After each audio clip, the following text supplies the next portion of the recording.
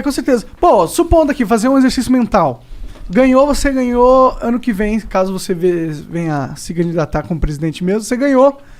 Qual que seria o seu plano de guerra aí? Porque vai ser uma guerra, se você quiser mudar o sistema de verdade, porque o sistema não vai querer mudar. Foi isso que iludiu muita gente no voto com o Bolsonaro. Claro. Porque ele disse que ia bater de frente. Ele ia pra guerra, caralho, mas aí colocou o Aras, tá ligado? Não foi pra guerra, tá ligado? Não, pelo contrário, se vendeu pro Centrão. Sim, ele falou pro cavalo de Troia, falou, vem cá, entra aí, entra todos os cavalos que derem. Então veja, essa é a pergunta. Então o que eu tô tentando fazer com vocês hoje aqui à noite? A gente podia estar conversando de coisas mais agradáveis, não é? Pra mim é super agradável. Eu tô falando, mas eu tô tentando dizer, olha, aqui tem que dizer de onde vem o dinheiro, quanto custa, tô cutucando que a herança não paga e tal, por quê? Eu tô baixando a bola do cidadão que está prestando atenção em mim, que é a primeira providência da guerra. Contra o sistema é você não mentir. Então a eleição, a relação do candidato com o povo é telegráfico, o discurso é curto, é breve, é simbólico, é emocional, mas isso não pode levar ao ponto, como tem acontecido no Brasil, de eu despolitizar de tal forma que o cara acredita que eu sou o salvador da pátria. Sabe qual é o resultado? Eu sou um mentiroso e no dia seguinte ele vai tirar o apoio de mim no primeiro dia. O sistema vem para comer meu fígado e as pessoas que me deram poder vão estar se sentindo traídas porque eu menti. Tá aí o Bolsonaro. Exatamente. Só não caiu ainda porque comprou o Centrão e está garantindo a custa de bilhões de reais, saiu hoje na Folha, 20 bilhões de reais de orçamento paralelo, clandestino, que é simplesmente 2/3 de tudo que está sendo gasto no Brasil. Estão sendo distribuídos pelos deputados desse tipo de coisa, roubando um terço, a metade. Tratoraço, quer comprar trator por aí afora, quando a grande questão é socorro emergencial, vacina, sabe? Crédito para microempresas sobreviver à pandemia. 20 bilhões estão sendo gastos comprando trator superfaturado para distribuir para prefeito no interior e tal. Tipo um mensalão onde o Exatamente Bolsonaro a mesma coisa. Não tem como se fuder, porque o ônus de se fuder foi em quem fraudou a licitação de trator. Pronto. Mas o Bolsonaro sabia que esse tanto de verba seria usado para isso. Tá sabendo porque ele era desse baixo clero. É tudo coleguinha dele. Pode crer. Tudo coleguinha dele, 28 anos. Eu fui contemporâneo dele. Então veja, primeira providência para enfrentar o sistema. Moderar a promessa e apostar na inteligência do povo. Repartir o tamanho da dificuldade e anunciar o que vai fazer. Essa é a segunda etapa. O que eu vou fazer? Toda tragédia tem um lado bom. Isso é da sabedoria popular. Em toda tragédia, em toda coisa ruim, tem um lado bom.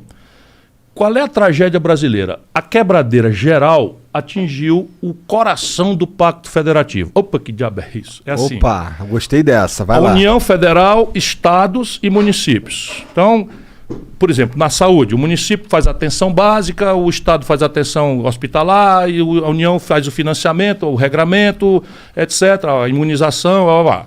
Então, esse Pacto Federativo brasileiro está um caos. Tem 23 estados brasileiros dos 27 quebrados.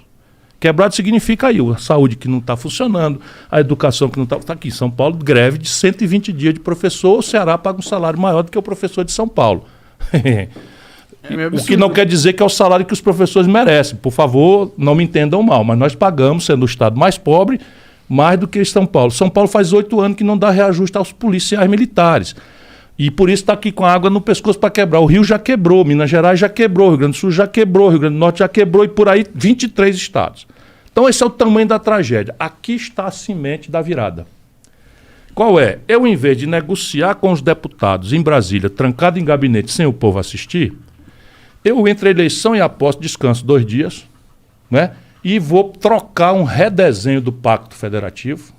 Vou restaurar, na prática, concretamente, vou restaurar a condição dos municípios e dos estados poderem investir e qualificar, que estão estrangulados por conta de uma coisa que eles não sabiam como manejar, dívida. Aí eu já calculei, de novo, vamos lá, chato pra cacete, mas você está me perguntando como. Porra, não tem nada de chato nisso, detalhe. E eu vou insultar os candidatos que vão para dizer, não vai nenhum passar na lambança. E eu vou, e aí, como é que vai fazer?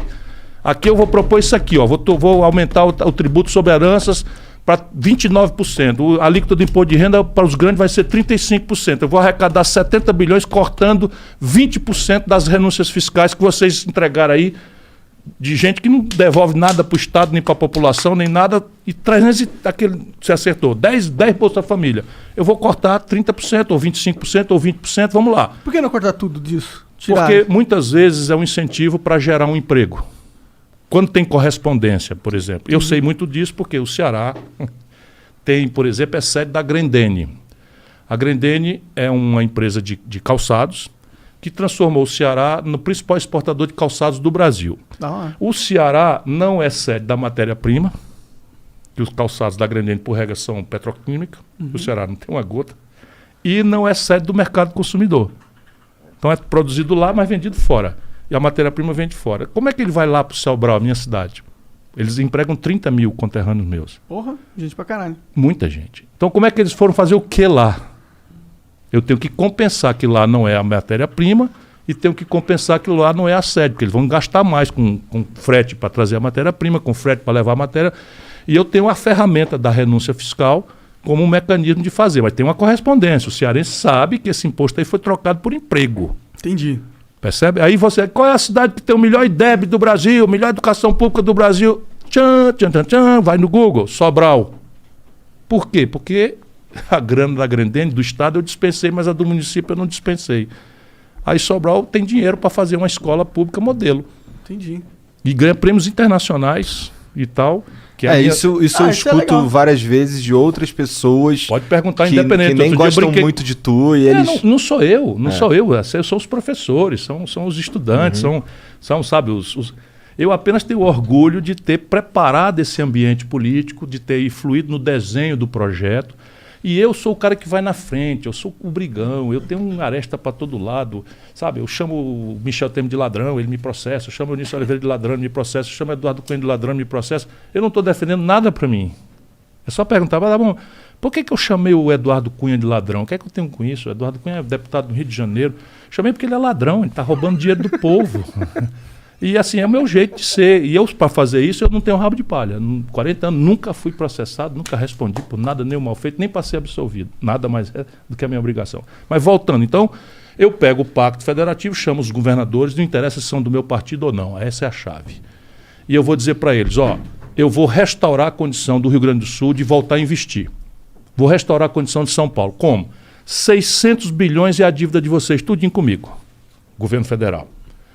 80% disso é São Paulo, Rio, Minas e Rio Grande do Sul. 4 estados. 8 vezes 6, 14. Então, assim, 400 não, como é? 6 vezes 8, 48. 480 dos 600 bilhões são 4 estados, que tem já uma boa parte da maioria do Congresso brasileiro. Os outros são só 200, que tem mais da metade do Congresso. Então eu vou chamar os outros para começar, que são os mais pobres, os menores, os pequenos. Vou dizer, vamos lá, vamos mudar o Brasil? Vamos, tá aqui, eu reestruturo a dívida, não vou dispensar, vou reestruturar a dívida. Vocês iam pagar para mim R$1 bilhão esse ano, vamos pagar só 100 milhões. Os 900 milhões vocês vão investir dentro de um projeto que nós vamos discutir a prioridade. A prioridade para mim é educação. Mas eu topo se você quiser fazer saúde. Mas eu não topo se você quiser fazer fonte luminosa. Aí eu não topo. É uma coisa de planejamento partilhado. Eu não vou impor, mas vou dar uma linha de prioridade para ter coerência. Saneamento básico, topo. Moradia popular, topo também. Por quê? Porque eu resolvo quatro assuntos de uma só cajadada. O emprego. E resolvo o problema de saúde, né? Do saneamento básico na porta do cidadão, do aluguel, do papel da casa, das periferias todas. Ninguém tem o papel da casa, não pode ser cidadão, não pode tomar um empréstimo, não pode dar garantia. Tudo isso coisa que eu já fiz. Funciona. Né? Funciona para valer. Né? Eu digo, eu quero ter uma chance porque eu sou treinado. Eu estou me apresentando. Por favor, não pense que é autoelogio, não. Mas né, o cara tem que se exibir um pouquinho. Mas esses 900 milhões aí... Pronto, aí vira o quê? Vira uma dívida do Estado com outro prazo. Ele vai continuar devendo, só que com outro prazo. E esse milhão agora, em vez de ir para a União Federal, vai ficar com ele. E não vai fazer uma falta imediata para a União? Vai. Aí eu tenho que dizer como é que eu vou resolver o problema da falta para a União. Aí o que eu vou fazer? Pego 300 bilhões, 340 bilhões, 330 bilhões de renúncia fiscal, corto 25%. Aí eu pego o tributo sobre heranças, que é de 4%, eu vou fazer uma escala. Eu pego o ITR, vou falar baixinho aqui para eles não ficarem muito zangados comigo. Sabe o que é o ITR? Não. Imposto Territorial Rural, que é o IPTU do campo. Tá. Pois bem, o Brasilzão, fazenda brasileira, a grande fazenda do mundo do agronegócio, que lucra loucamente, recolhe de imposto territorial rural menos do que a cidade de São Paulo recorre de IPTU. Porra. É assim. Então esses caras não vão dizer, olha, o cara agora vai querer cobrar imposto, cara. Eu estava descendo hoje de Campos do Jordão, ali pertinho de Pindamonhangaba, onde eu nasci, Taubaté e tal, não sei o que e tal, o gado ali. Onde é que já se viu criação extensiva de gado dentro da cidade? Sabe, dentro da cidade é para você ter uma estrutura de produção de coisa de valor agregado alto que se distribui ali, que é verdura, é cenoura, é beterraba, percebe? Só é assim porque... E é o que eu pretendo fazer? Não vai ser o governo federal, vai ser para os municípios. Então vai ser, a ITR vai mudar. E agora quem faz a planta de valores de São Paulo, da cidade de São Paulo, ou de Pindamonhangaba, ou de Taubaté, vai fazer a planta de valores da base rural. Simples assim. Hoje é algo federal. Federal, que não faz nada. Isso depois de 30 anos de governo de esquerda. Isso é um negócio de doido. A mentira da goela, a mistificação, a empulhação no Brasil é um ponto político. Então vamos lá. Depois você tem a tributação sobre o imposto de renda das pessoas jurídicas e físicas no lucros e dividendos. Isso é o seguinte, se a empresa faturar e reinvestir, isso é muito bom para a comunidade. É. Sim. Muito bom para a comunidade, então não tem que ter imposto. Mas se o dono, pessoa física, tira da empresa esse lucro e dividendo, é ou não é razoável que ele pague imposto de renda? É razoável e o mundo outros países... inteiro... Não, o mundo inteiro, para não dizer o mundo inteiro, só o Brasil e a Estônia não cobram. A Estônia é um pequeno país do leste da Europa. E de tanto eu falar aqui, está repercutindo lá. E o debate abriu no Congresso da Estônia para resolver. Sério? Sério. Só que eu já cobrei esse imposto aqui, Monark. Eu já cobrei. Eu era ministro da Fazenda do Itamar, eu cobrei.